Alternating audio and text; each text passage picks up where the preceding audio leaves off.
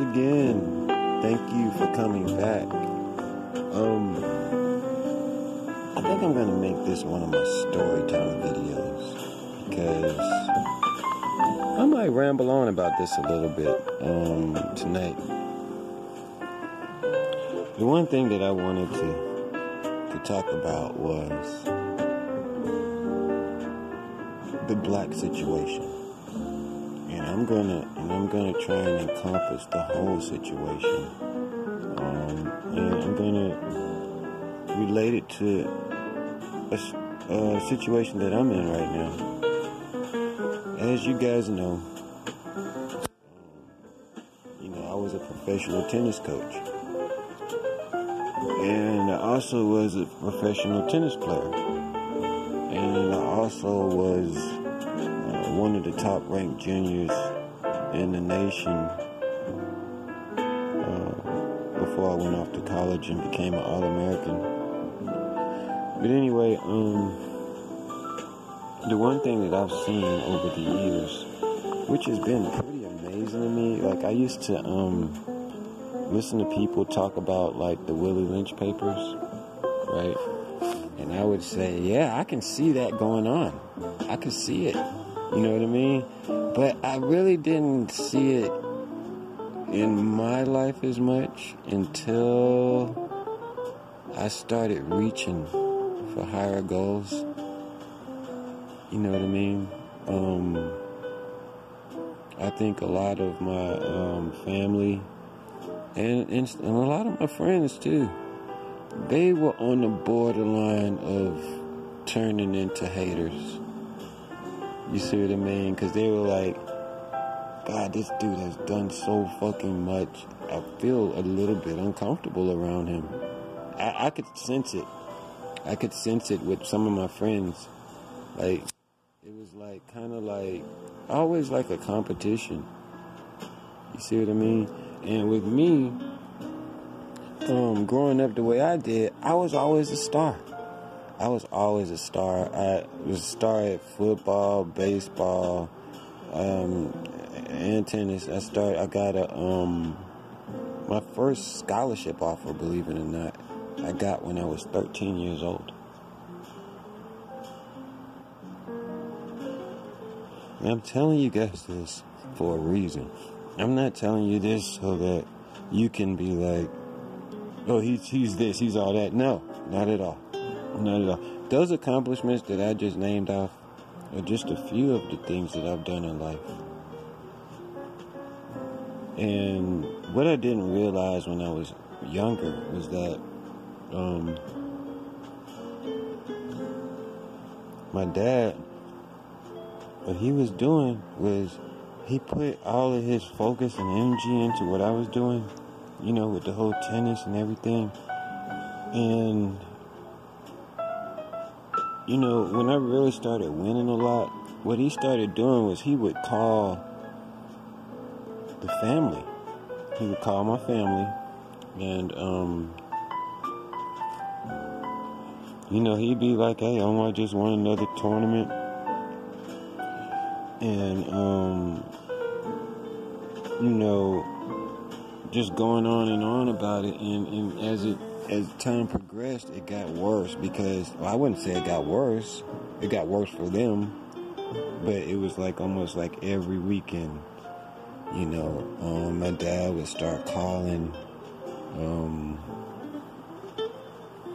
calling the family and telling them that I won a tournament or whatever, got a scholarship, whatever it is, you know what I mean?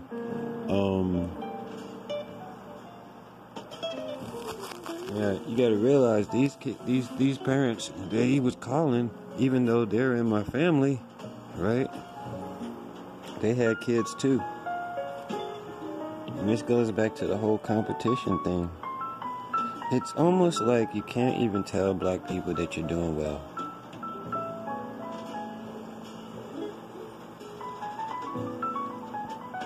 If you try to do that, you better be ready for that person to distance themselves.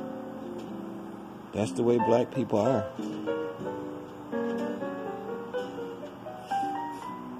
And as you guys know, I don't come on here bashing black people at all. Not at all. And I could talk about black women and all that stuff. I'm not doing that.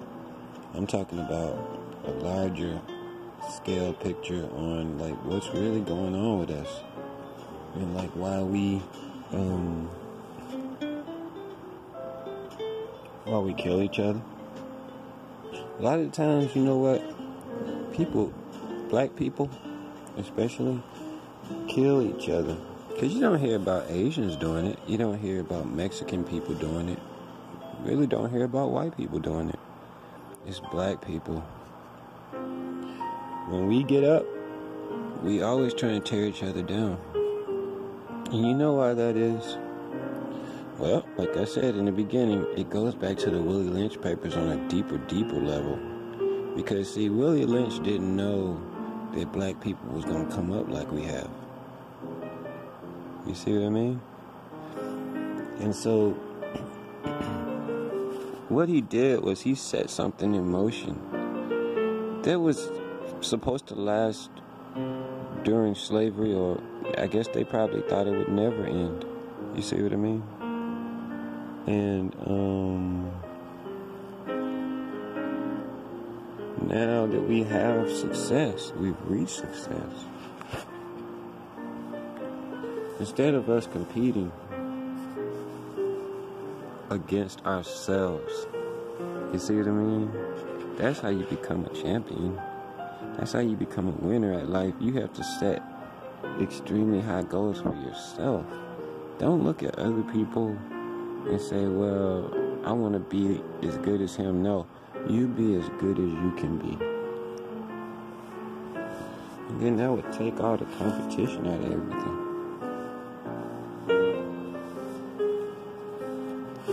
But I know this is probably falling on deaf ears.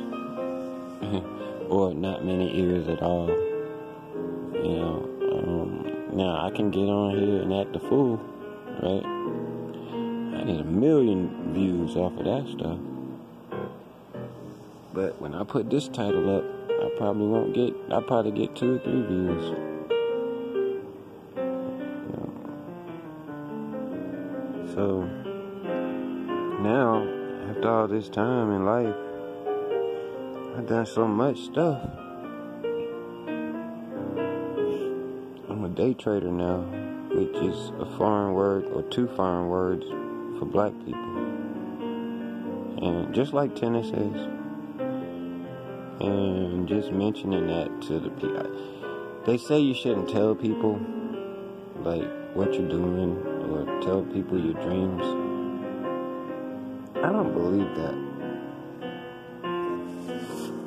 You know, I have friends that do stuff, done things, done well.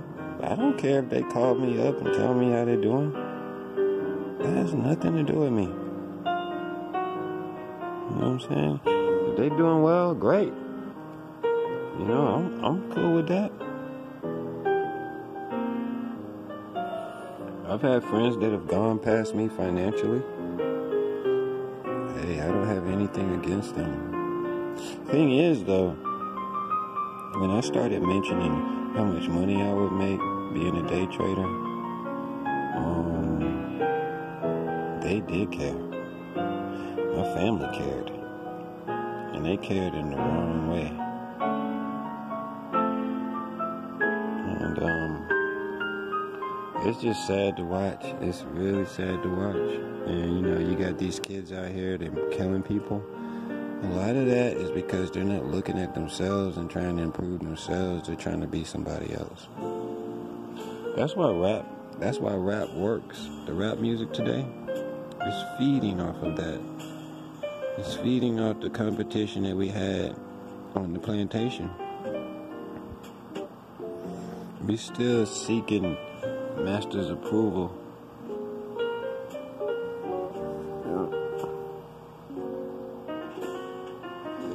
So anyway, I know this is a pretty solemn video, but I just had it on my mind today. And what's the solution? You know, I really don't know. I really don't know.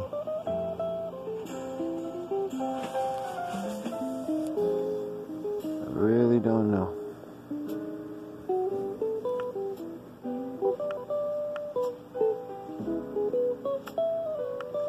Anybody got any answers? You can leave it down in the comment section.